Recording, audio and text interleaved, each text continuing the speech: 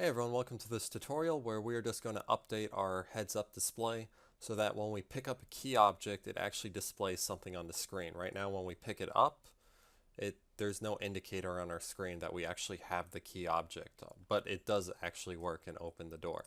So let's go ahead and update our heads-up display. If you could head over to your content folder, and if you already have a widgets folder, awesome, just enter there. If you don't, right click and create a new folder, call it widgets.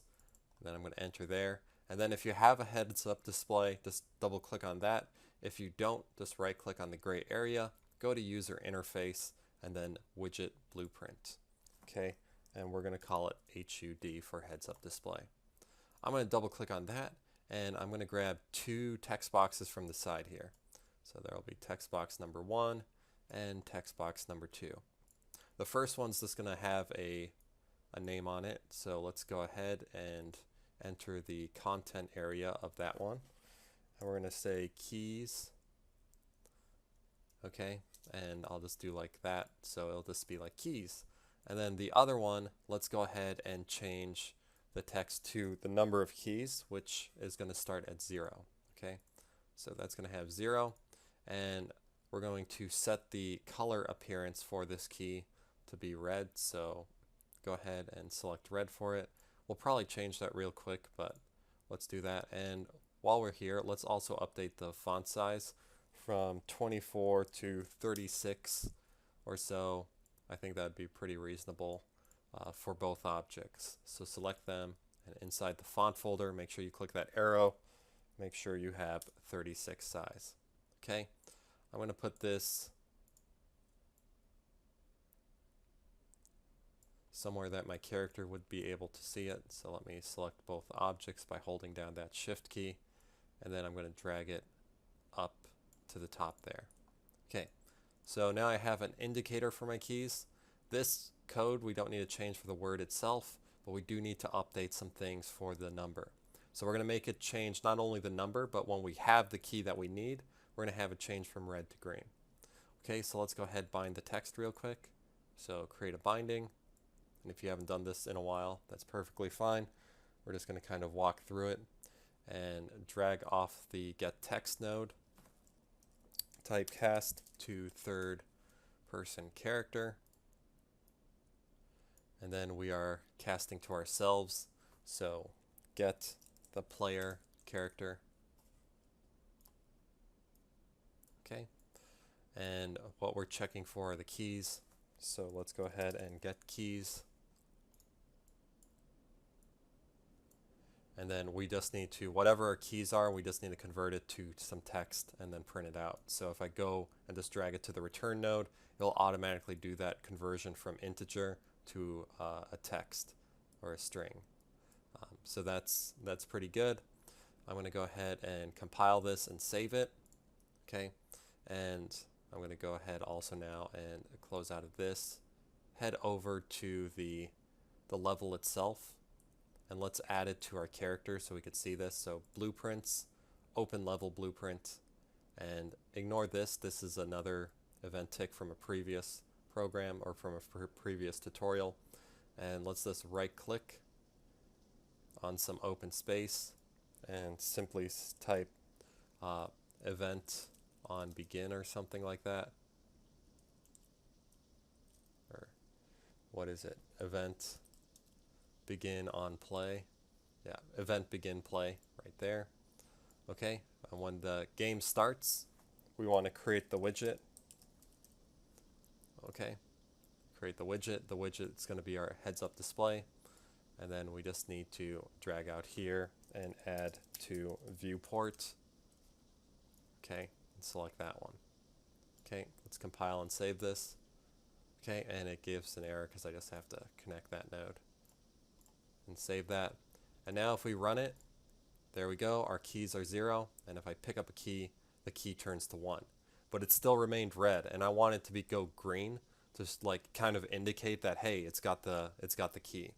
So let's head back over to our heads up display, double click on that, select the number again, and then for appearance, where we selected the color, we're going to bind or create a binding. We're going to add some code to that. So stretch that out just a little bit's fine. And we're going to cast to third person character. Once again, we are the third person character. So drag off and go to get player character. Okay. And then we are checking for our keys. The keys are what's controlling this right now. So get keys. Okay. And if we have more greater or equal to one key, then we want to essentially change the color. So let's drag off of keys and say greater or equal to. So greater or equal to integer. Okay. Then we need a branch. So I'm going to drag off the third person character and create a branch. And a branch is just a condition. Okay. So if this is true, if the keys are greater than or equal to 1, I'll put a 1 there, then what do we want to happen? Okay, and we want the color to change. So we're going to right click on some gray area here and type select color. Okay, this will allow us to select a color. So I'm going to go to A here, switch it down to green, and then make sure the new color is set to green.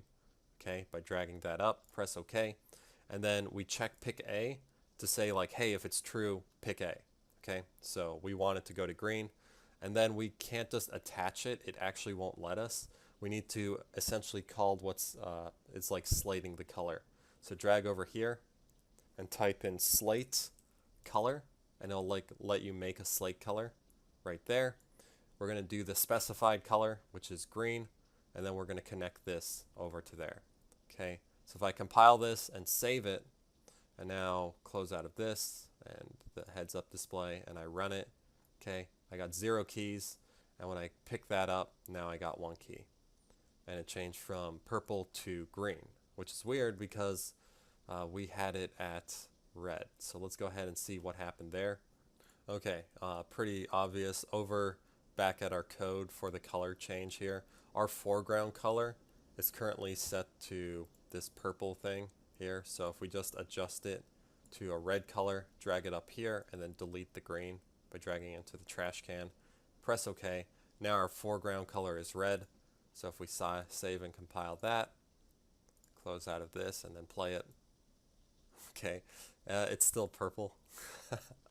Okay, if it wants to play that way, we can play that way. So let's go ahead and we're just going to add these 3 things here back at our code.